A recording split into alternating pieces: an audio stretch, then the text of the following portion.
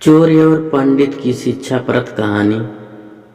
कहानी भले ही पुरानी है, लेकिन उससे जो सीख मिलेगी उतनी ही महत्वपूर्ण और काम की है। एक गांव में एक मंदिर था। उस मंदिर में एक पंडित काफी सालों से सेवा कर रहा था। हर दिन मंदिर की पूजा पाठ, साफ सफाई और यह काम पंडित करता था। अपना जीवन अपने भगवान की सेवा में समर्पण कर रखा था। फिर भी उस पंडित में धन को लेकर माया काफी ज्यादा थी और इसीलिए वह बहुत कंजूस भी था। त्योहार या उत्सव के समय पंडित को लोगों से काफी अच्छा दान मिलता। कई लोग उसे काफी सारा पैसा भी देकर जाते थे।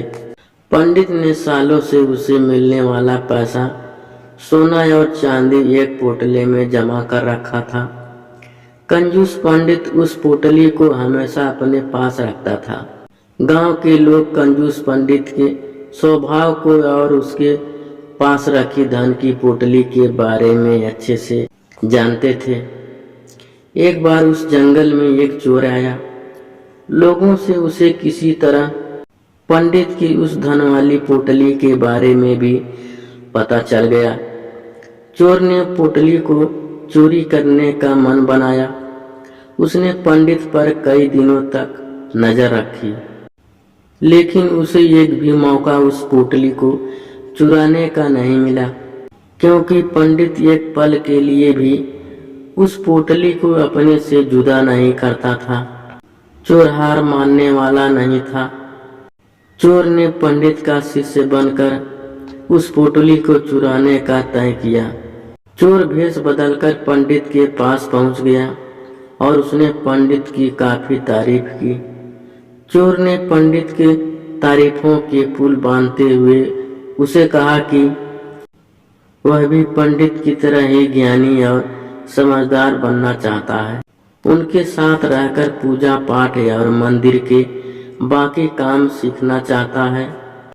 एक अनजान व्यक्ति के मुंह से अपनी इतनी ज्यादा तारीफ सुनकर पंडित को बहुत अच्छा लगा और उसने उसे अपना शिष्य स्वीकार कर लिया। अब वह चोर पंडित के साथ ही रहने लगा। वह पंडित जहाँ भी जाता वह चोर भी उसके साथ साथ जाता। पंडित का भरोसा जीतने के लिए चोर अब भी उनके यह निजी काम भी करने लगा, जैसे पंडित के कपड़े धोने, उसके लिए खाने का इंतजाम करना। धीरे धीरे पंडित को उस चोर पर काफी ज्यादा भरोसा हो गया। एक दिन पंडित और चोर किसी दूसरे गांव जा रहे थे। वहां रास्ते में एक नदी के पास भी लोग ठहरे। पंडित को नदी के पानी में नहाने की इच्छा हुई।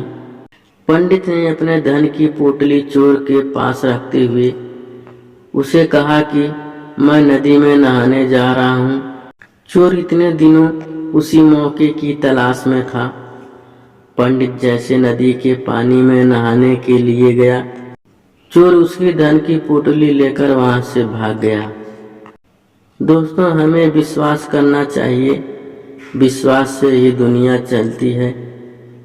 लेकिन हमें किस पर विश्वास करना चाहिए, यह बहुत महत्वपूर्ण बात है। हम किसी ऐसे अनजान व्यक्ति पर विश्वास भरोसा नहीं कर सकते जिसे हम अच्छे से जानते ना हो, जिसके भूतकाल के बारे में हमें ज्यादा कुछ पता ना हो।